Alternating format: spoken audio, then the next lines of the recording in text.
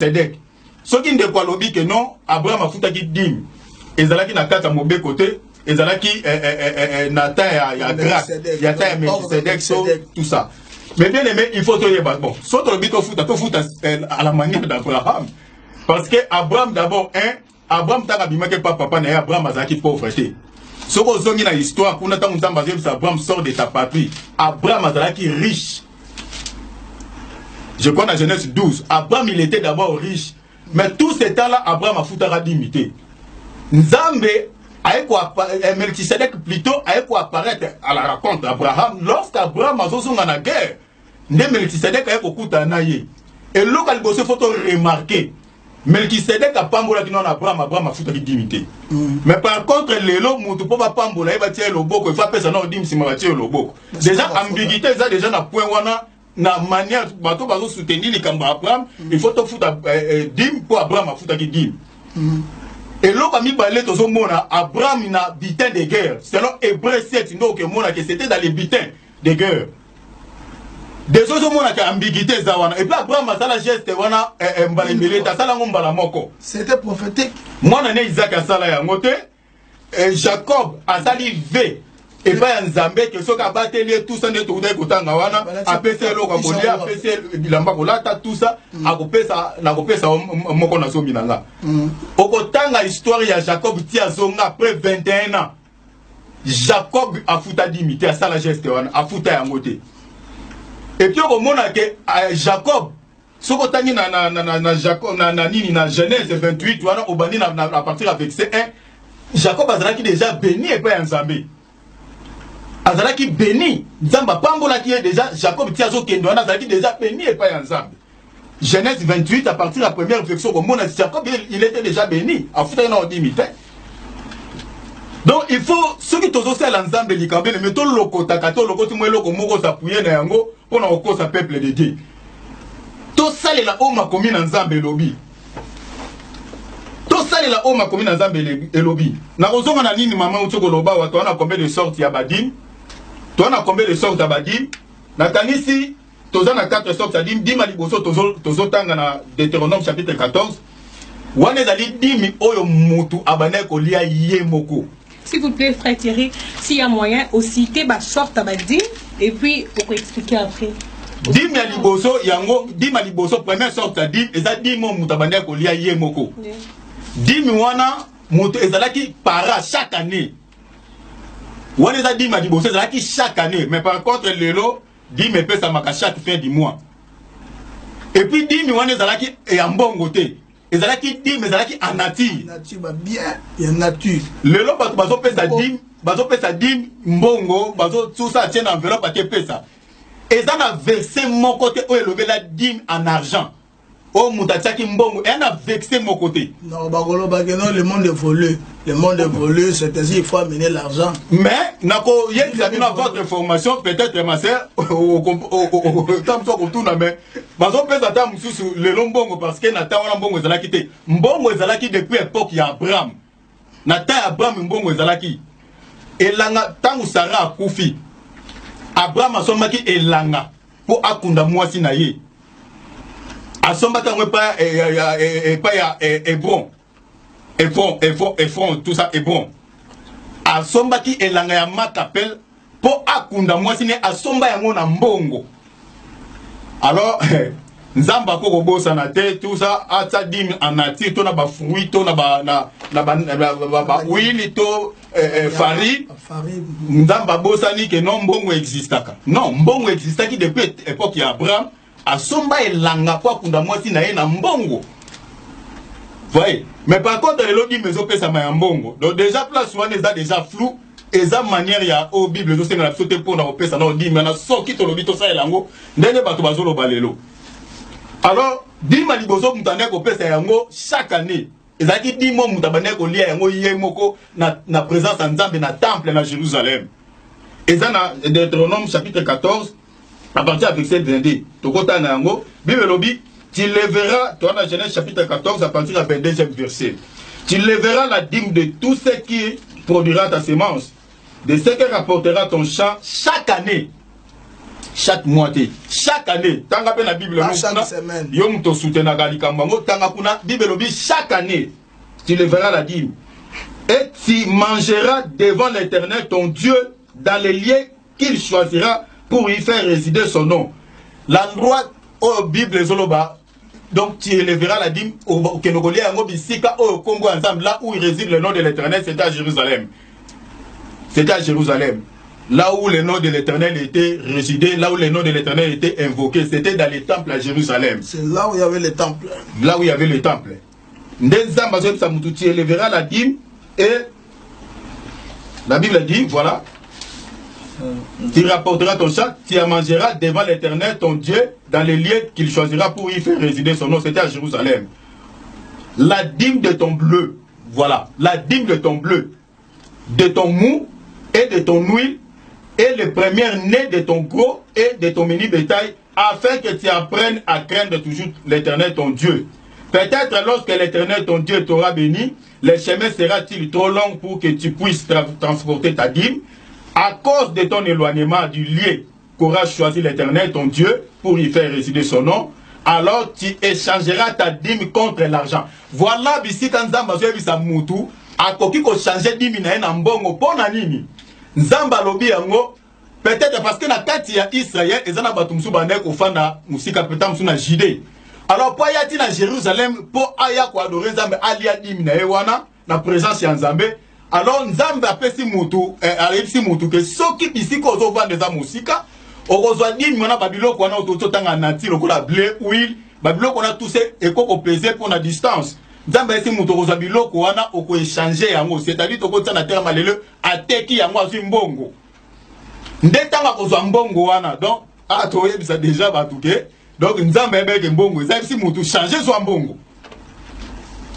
Zwa mbongo landa. Mais mbongo wana Nzambe esi mutu te ko garder mbongo wana. Tozotanga makomi. Voilà, dans le verset 24, peut-être lorsque ton Dieu t'aura béni, le chemin sera-t-il trop long pour que tu puisses transporter ta dîme à cause de ton éloignement qu'aura choisi l'Éternel ton Dieu pour y faire résider son nom.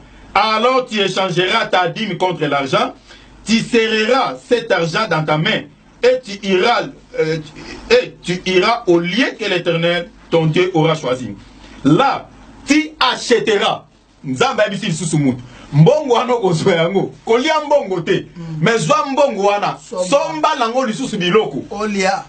Donc mes bien-aimés, dîme ezali ya mbongo te. Nzamba yebaki mbongo existaki de totoloba depuis na terre Abraham. Mais Nzamba yebisi mutu okozwa mbongo wana osombi nango biloko.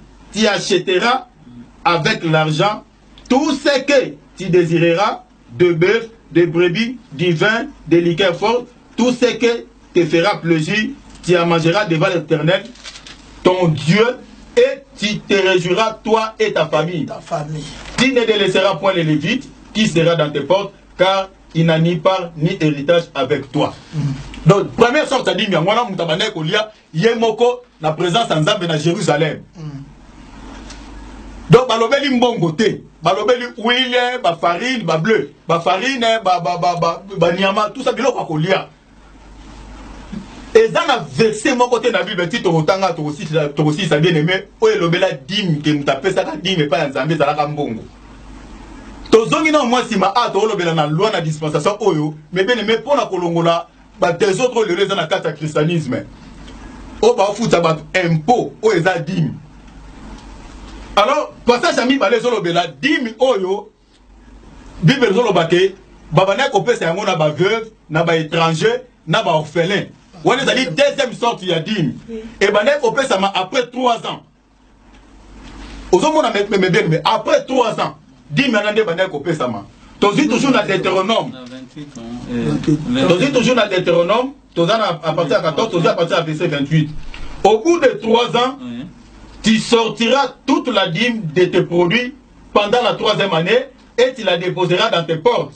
Alors viendront les Lévites qui n'ont ni part ni héritage avec toi, l'étranger, l'orphelin et la veuve qui seront dans tes portes et ils mangeront et se rassasieront afin que l'Éternel ton Dieu te bénisse dans tous les travaux que tu entreprendras de tes mains. Donc, oh ezali deuxième sorte, il y a dit, oh yo mutu. Donc, après 3 ans, azui dimi wana donc bien aimé ozomona na kati ya bonzambe égalité zalaki nzambe a dit que ba mususu batu mususu donc bazalaki na passe d'être ba orphelin ba veuve tout ça bazalaki na moyete alors pour nzamba amema égalité batu nyonso bazala ndenge moko batu nyonso ba vivre ndenge moko ba jouir na ndenge moko alors nzamba ebisi na peuple Israël que non bobo ça na ba veuve na ba orphelin na ba étranger tu dis vie étranger ndenge zalaka bien aimé elle a ba étranger belé ba souffrir mais bien aimé to kene même la nouvelle alliance to mona nzamba bo sani ba étranger te na ba veuve na ba orphelin te mais peut-être manière ya ko aider bango échanger par rapport à la loi. C'est depuis 3 ans, mais c'est chaque fois. Alors, le pouvoir. Voilà. De le faire, tu le mais fais. Après 3 ans, nde bazoa kozwa moko nazo bazozwa 1/10 bazoa kopesa bazo peuple azozwa yango azopesa pa ya lévite. Nde lévite akozwa yango atie wana ba orphelin, ba étranger, ba veuve nde bazoa kozwa dimi wana après 3 ans. Et puis ezalaki mbongo te.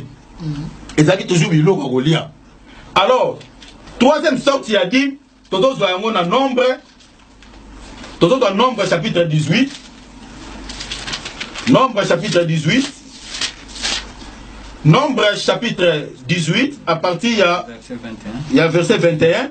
Tozo tanga la moi lomba tozo kene mwamba mpona ta mebele me ba poeze belé a kolobela mais tozo kene mbango bele me ko pesa ba verset à l'appui pour que bana nzambe tangu nanda ko fana tanga lisusu yo moko bele me oko comprendre dim etikala ofuta ma jamais na moi dim etikala ko futa ma jamais en argent dim etikala jamais ko pesa ma nezo pesa ma lelo en désordre et puis ezali lisusu na actualité te na temps au biso toza na dispensation de la grâce.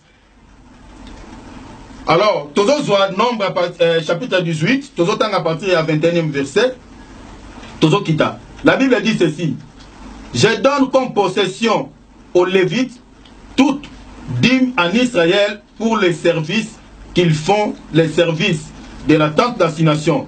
Les enfants d'Israël n'approcheront plus de la tente d'assignation de peur qu'ils ne se chargent d'un péché et qu'ils ne meurent. Les Lévites feront les services de la tente d'assignation et ils resteront chargés de leurs iniquités. Ils n'auront point de possession au milieu des enfants d'Israël. Ce sera une loi perpétuelle parmi vos descendants. Je donne comme possession aux Lévites les dîmes que les enfants d'Israël présenteront à l'Éternel par élévation.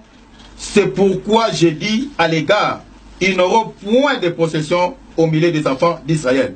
Oh, les alliés, troisième sortie à dîme, oh, Israël, Abanek, c'est pas les Lévites, parce que dans 4, il y a 12 tribus d'Israël, Zamba choisit qui tribu, oh, il y a Lévi, tribu à Lévite. Bien aimé, Bazalaki, Bazalaki n'a héritage, mon côté, n'a possession, mon côté, à terre. Oh, dans Bazalaki, ou on a rien que pour les services de Dieu, Zamba choisit ça qui bango. Alors, Zamba, il qui peuple Israël.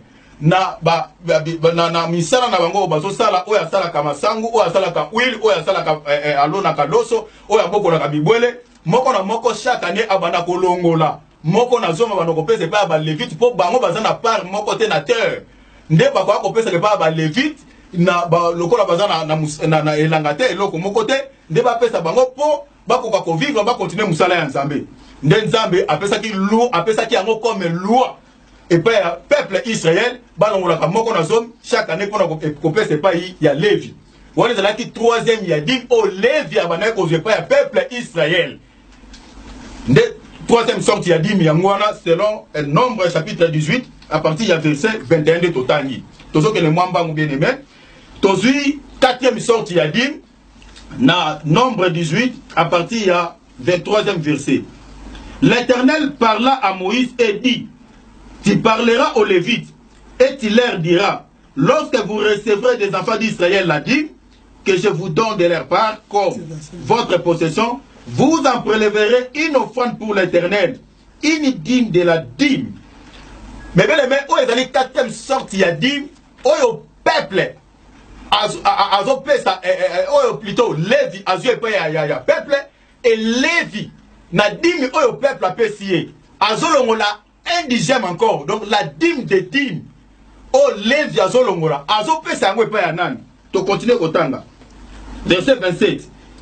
Et votre offrande vous sera comptée comme le bleu, toujours en ati, qu'on prélève de l'air et comme le mou, qu'on prélève de la cuve. C'est ainsi que vous prélèverez une offrande pour l'Éternel sur toutes les dîmes que vous recevrez des enfants d'Israël et vous donnerez au sacrificateur Aaron l'offrande que vous en aurez prélevé pour l'Éternel. Sur tous les dons qui vous seront faits, vous prélèverez toutes les offrandes pour l'Éternel. Sur tout ce qui aura le de meilleur, vous prélèverez la portion consacrée. Bien aimé, si on continue à dire, Nzamba peut si encore ordre Moussous. Nzamba peut si encore ordre et pas à Lévite. Alors, il y a un zomi obino bozui, bolon la 1/10, bobo ça n'a pas sacrificateur, parce que le sacrificateur peut bazalaki en permanence pour la conserver Nzamba na kati ya temple. Nzamba lobi tangu bino bozui moko na zomi pas ya peuple. Bolon la lisusu moko na zomi no dîme de dîme. Bobo ça n'a sacrificateur te bolon la peut par naïe. Les sacrificateurs Aaron bobo ça y est pour y pas ça la na kati ya temple. Donc on est qui 4 sortes par rapport à Mutuna Mama, Tuna qui 4e sorte il y a dire oyo Bana Israël, on a institution qui comme la loi perpétuelle, au Bana Israël, Babana ko sale là. Donc 4 sortes de dîmes yangwana selon la loi, on a dispensation, il y a loi. Donc Abraham a foutu qui dîme la dispensation, Moussou c'est ça qui na loi té. Donc comme l'homme de Dieu pour la kobaksa mukenenga uti koloba, donc Dieu s'est servi de la vie de ses prophètes, de ses serviteurs pour écrire la Bible. Donc c'était ça. Abraham tangazo futa dim ayeba kiteke bako ériger dim na loi. Donc Nzambe na nenga mona ka musika azo utiliser via basane parce qu'ayeba des anino ko instituer à la longue. Vous voyez mes bien-aimés. Donc c'était ça. Donc je crois Toko Baksamke par la casse voilà Thierry, mais si je comprends bien, voilà ezana na Ancien Testament, mais du temps actuel je crois bien dim il y a ba orphelin, il y a ba veuve, je crois bien épée samaka. Na ba église musu je sais pas mais je pense que épée samaka. Mais na ba dim o lobi na ba blé to biloko to récolter na ba semaine na biso de nos temps actuels le monde évolué, c'est pas tout le monde qui est au champ. Mutu so ta genda bilanga po aya ko semer na ba o azo récolter au moins na mutu azo pesa dim par rapport ya ba revenu na ye na mutu kina na o azo luka azo sala yango azo pesa la dim. Nakanisi bande ko baza aba ko baksamwa lelo ba mais pona ko éclairer mukie na lobby teke lelo di mezo pesa mapona ba orphelin to pe pona ba veuve to ninte lisungi pona ba veuve na nouvelle alliance ezali lisungi pona ba orphelin na nouvelle alliance ezali lisungi pona ba étranger ezaka ba étranger te ba catégorie musu pe ezali na nouvelle alliance ba prisonnier bazali ba pauvre donc moi ma catégorie ezali oyo mais ezali dignité donc na dispensation ya grâce Nzamba pesi biso lo lenge ni siko ya kosunga bango ezali lo lenge ya kosunga bango ezali moko na zomité ezali moko na zomité ezali na ba église epesa maka ezali moko na zomité mais ezali moko na zomité na kati ya ba collecte kolobela yango pe bakwana ezali na kati ya ba collecte o église ezoko récolter o ezozwa na ba collecte wana nde bazoko yeba kosunga pe ba orphelin bazosunga ba veuve bazosunga ba étranger moi ba catégorie wana tout ça na ba malade pe bazana kati donc bazosunga ba to wana nyonso donc na mutuna na nini mususu uti koloba ya ba blé donc to uti koloba boye dime bane ko pesa ma toujours en nature mais il y a aucun verset de la Bible qui parle de la dîme était en argent exacté ma sœur exacté même na Malachi wana exacté nakati bande ko bakomeko kufungola mke pona Malachi mais dîme et pesama en nature na ba fruit ba huile biloko ya kolia nde Nzambe même mbongo ezalaki depuis époque ya Abraham. Abraham asomba elanga po kunda mwasi na ye Sarah na mbongo. Donc Nzamba bosana kitayeba kiteke mbongo ezate lelo batu ba instituer ba biloko na bebe neme ewuti musika. À votre information pour conclure, mutu oyo a instituer eloko wana o lelo comme dîme en argent, c'est Cyprien de Carthage. A existé, c'est quelqu'un qui a existé entre 200 et 250 après Jésus-Christ. C'est lui qui a institué et l'autre digne. À se référant à la loi, à la lettre, si vous pouvez vérifier, ce sont des documents, vous vérifiez pour mon histoire. Cyprien de Carthage m'a institué digne. Oh, ils ont foutu à Malelo, à comment Mikanda, à Tindi, na Tunisie actuelle, à l'époque, ils allaient qui va ville Moussous, Troas, tout ça. À Kaboli, ma lettre, pourquoi? parce que ça qui na catégorie moko ya batu moko bazala qui permanent na kati ya église bana benga bango le clergé. Les clergés. Clergé, il y a héritage, les héritiers. On a cette dispensation autosa, nous tous nous sommes des héritiers du Christ. Tous on est sacrificateurs. Tous on est sacrificateurs, puis tous on est héritiers. Et ça, la catégorie de la divergence, on est athées dans le corps du Christ. Mais na temps on a bango ba kabola qui déjà ba tinga mumoko ba bengo ba clergé nde bana na nzambe faut ba zwa dim ba kene ko pesa ba pesa batuana et yemo na kata lettre na akoma azo se référer dans la loi comme il est écrit dans la loi tolito sala ngo pona ba clergé baza permanent na musala nzambe.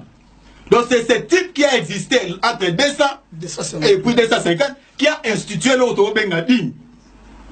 Na kata église lelo dit mais comment ko futama.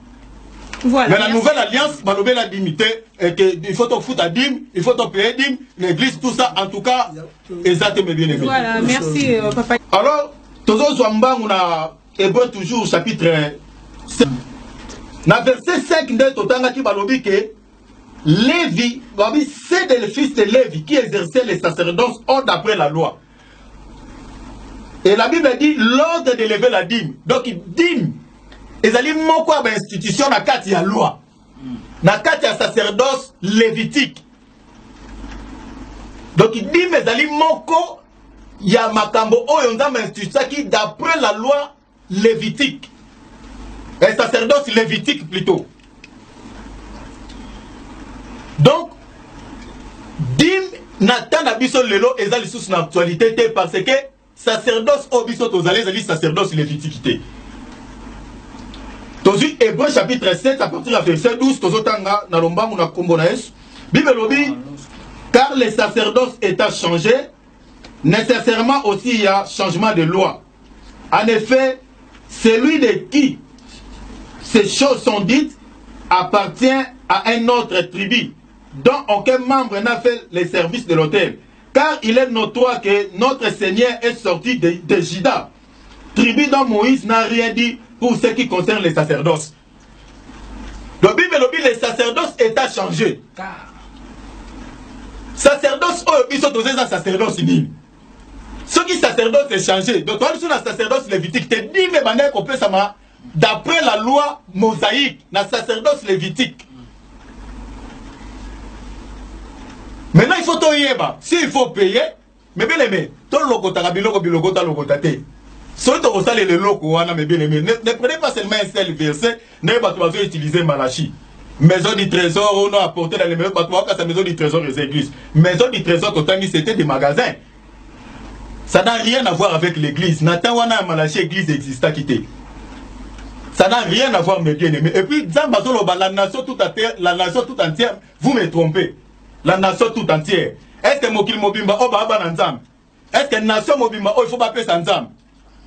Aux hommes, il y a déjà ambiguïté place ça. La nation, c'était la nation Israël que Dieu s'adressait. Est-ce que toute la nation sont faites les dieux? Non, rien du tout, mes bien-aimés. Donc Dieu s'adressait à la nation Israël. Donc c'était ça. Et puis là, comme ça, il fait tout yéba.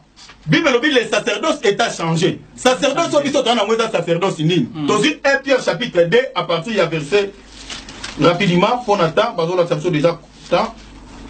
1 Pierre chapitre 2, verset. Déjà à partir du verset 9. La Bible dit, vous au contraire, vous êtes une race élue, un sacerdoce royal. C'est la sacerdoce au biso toza yangwana. Donc toza lisusu na sacerdoce wana te na sacerdoce lévitique te. Toza na sacerdoce royal, au Bible to ba oh sacerdoce royal. Na kati ya 12 tribus d'Israël ba bi que sacerdoce wana Moïse atikala kolobela ngo te. Sacerdoce royal ezalaki na kati ya tribu ya Juda. Dans la carte, il y a tribu à Juda, oh, notre Seigneur Jésus-Christ a mis la tribu à Juda. C'est les sacerdoces par lesquels on bisot aux alliés. Et ça, sacerdoce lévitique. Oh, dit, mais ça m'a d'après la loi de la sacerdoce lévitique. Et puis, mes bien-aimés, selon la loi, sacrificateur a bané au foot à dimité. Peuple, ce qu'a fait, c'est pas lévite, n'est pas autant qui, dans Deutéronome chapitre 4, dans Nombre chapitre 18, ce qu'il lévite a vu et pas un peuple. Les vite n'a pas dit moi na peuple on dit dim de dim a pas sacrificateur. Et tape sous ka yangoana. sacrificateur a copié d'imiter. On a 4 sacerdoces royales, nous tous nous sommes des sacrificateurs. Selon Apocalypse chapitre 1 verset 5. Tozi nalombangu totanga pona kufundisa 10. Apocalypse 5. Apocalypse tozi na chapitre 1. Tozi à partir du verset 6. La Bible dit et qui a fait de nous un royaume de sacrificateurs pour Dieu son Père. À lui soit la gloire et la puissance au siècle des siècles.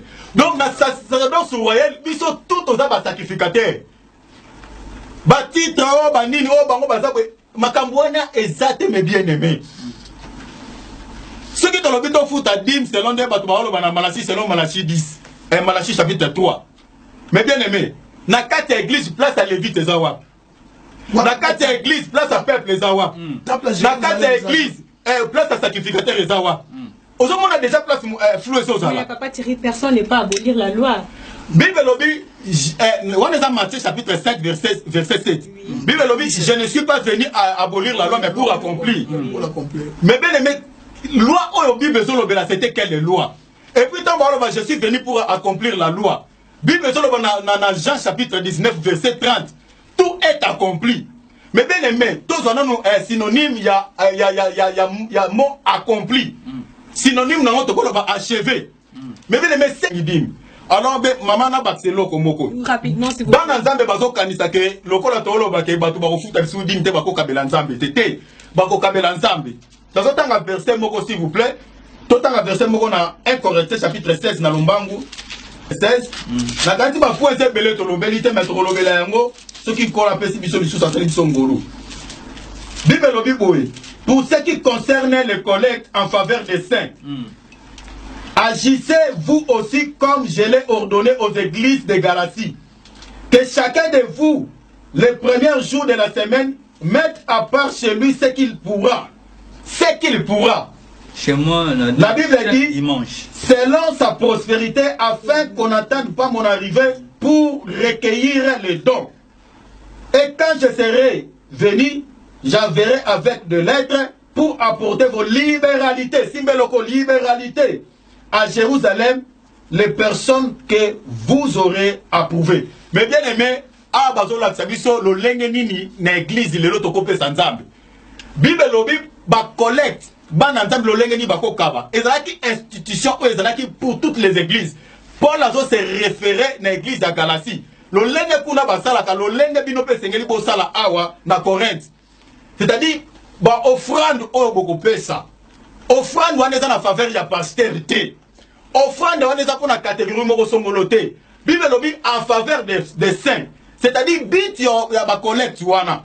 Ezali pour na ba santu nyonso ya Nzambe. Ba santu wana entre autres eza banani. Ba santu mususu bakoza na ba hôpitaux. Ba santu mususu baza ba orphelin. Ba santu mususu bazali ba veuve. Ba santu mususu baza na prison.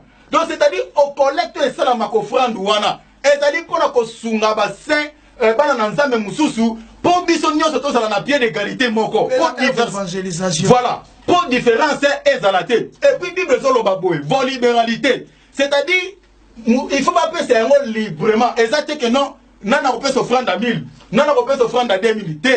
Bible lobi librement c'est qu'il pourra. Donc oyo kokoka. Donc bazo ko imposer mututé. Oyo mutozo se sentir non parce que na kata dispensation otoza, oyo nyonso biso toza ezo ko appartenir na Nzambe. Souffle de vie nyonso toza na mona bosu na biso. Donc tant mutazo ko pesa Nzambe bazo imposer été. Azo pesa par amour et par Nzambe na librement comme il a résolu dans son cœur comme dit la parole de Dieu. Vraiment Nzamba pambola ba Nzambe nyonso et na pamboli bino nyonso bolanda ke miso oyo Nzambe apambola bino mingi oya Nzambe Bible lobi mes brebis attendons ma voix et me suivront. Donc oya Nzambe bazonga na kati ya bergerie. Oya Nzambe te makambo ezo nango pona bango te. Oya Nzambe bakoluka ba verset belé parce que bakangam déjà na singa wana pour ba soutenir bolembu na bango to pe eloko ndenge bazokosa bana Nzambe. Alors o nyonso ba futa bana Nzambe dimi oyo ba respecter comme il est écrit dans la loi dimi tikala ozala mbongo te. Ezala nati. Ce qui boko sala yango boyeba ke na kata sacerdoce lévitique il y avait les temples et il y avait les lieux de sacrifice, il faut que tumbambeka Et puis ce jour-là, il ne faut pas allumer le feu. Alors il faut respecter tous ces principes selon cette dispensation. Merci. Alors si tous ces principes ne seront pas respectés, mes bien-aimés, alors il faut changer. Les temps, Papa Thierry, Vraiment que Dieu vous bénisse. Merci Papa Thierry. Et voilà, merci chers internautes de nous avoir suivis. Bolandi, point de vue, serviteur de Dieu. Exactement, très vaste. C'est pas facile, Coca-Cola. Nyonso à la fois donc exactement c'est pas facile de comprendre aussi facilement. Vous voyez, merci à vous tous ceux qui est fidèles de cette émission La Vraie Source. Merci au directeur de cette émission Yves Kabemba et à Doyoué qui est le concepteur de cette émission. Un grand merci à celui qui est à la prise de vue bon jugé qualité à image Christian Touré mon nene les Mbingazor mon ngongo ya rasi avec dit Christian Touré donc Nzambe à ba image bon monde comment sakai na image. Un grand merci na bino nyonso pour na ba appel na bino ba suggestion ils ont aidé biso pour améliorer mon salaire na biso ils ont quoi alors maman na baxelo komoko rapidement c'est vous bana nzambe bazo kanisa ke lokola tolo bake batu ba kofuta biso dinde ba ko kabela nzambe tete ba ko kabela nzambe dazo tanga verset moko s'il vous plaît to tanga verset moko na 1 Corinthiens chapitre 16 na lombangu 16 na kanti ba point belé to lobeli te mettre lobela yango ce qui kola pesi biso biso sa tele biso ngolo Bible lobi boye. Pour ce qui concerne les collectes en faveur des saints, agissez vous aussi comme je l'ai ordonné aux églises de Galatie. Que chacun de vous, les premiers jours de la semaine, mette à part chez lui ce qu'il pourra. Ce qu'il pourra. Chez moi, la Bible dit, dimanche. Selon sa prospérité, afin qu'on n'attende pas mon arrivée pour recueillir les dons. Et quand je serai venu, j'enverrai avec de lettres pour apporter vos libéralités, Simbeloko libéralité, à Jérusalem, les personnes que vous aurez approuvées. Mais bien aimé, à Bazola Tsabiso, le lengenini, na église, le loto kopé sanzambe. Bible lobi, ba collecte, ban ensemble le lengeni bako kaba. Et ça qui institution, et ça qui pour toutes les églises. Paul Azo s'est référé na église à Galatie. Le lenge kuna basala, ka le lenge binope sengeli bo sala awa na Corinthe. C'est-à-dire, bah, offrande, oh, beaucoup pesa. Offrande, on est en faveur de la postérité. Offrande, on est pour la catégorie mokosongoloté. Bible lobby en faveur des saints. C'est-à-dire, bit yo ya ba collecte wana. Et ça dit pour na ba santu nyonso ya nzambe. Ba santu wana entre autres za banani. Ba santu mususu ba koza na ba hôpitaux. Ba santu mususu ba za ba orphelin. Ba santu mususu ba zali ba veuve. Ba santu mususu ba na prison. Donc c'est-à-dire au collecte et ça la makofrande wana. Et ça dit pour la kosunga ba saint bana na nzambe mususu pour biso nyonso to sala na pied d'égalité moko. Pour évangélisation. Voilà. Pour différence et zalaté. Et puis Bible zolo baboy, vos libéralité. C'est-à-dire il faut pas passer un rôle librement. Et ça c'est que non, nana ko peut s'offrande à 1000, nana ko peut s'offrande à 2000. Bible lobi librement c'est qu'il pourra. Donc on yo koka. Donc bazo ko imposer mututé. Oyo mutozo se sentir non parce que na carte de dispensation otoza, oyo nyonso biso toza ezo ko appartenir na Nzambe. Souffle de vie nyonso toza na mona bozuna biso. Le temps où mutazo ko pesa Nzambe bazo imposer été. Azo pesa par amour et pas Nzambe na librement comme il a résolu dans son cœur comme dit la parole de Dieu. Vraiment Nzamba pambola bana Nzambe nyonso et na pamboli bino nyonso bolanda ke mission oyo Nzambe apambola bino mingi oya Nzambe Bible lobi mes brebis attendront ma voix. Alors oh nyonso ba futa bana Nzambe dimi oyo ba respecter comme il est écrit dans la loi dit metikala ozala mbongo te ezala nati soki boko sala yango boyeba ke na kata sacerdoce lévitique il y avait les temples et il y avait les lieux de sacrifice il faut retomber mbeka et puis ce jour-là il ne faut pas allumer le feu. Alors il faut respecter tous ces principes selon cette dispensation. Merci. Alors si tous ces principes ne seront pas respectés mes bien-aimés alors il faut changer. Les temps, Papa Thierry, vraiment que Dieu vous bénisse.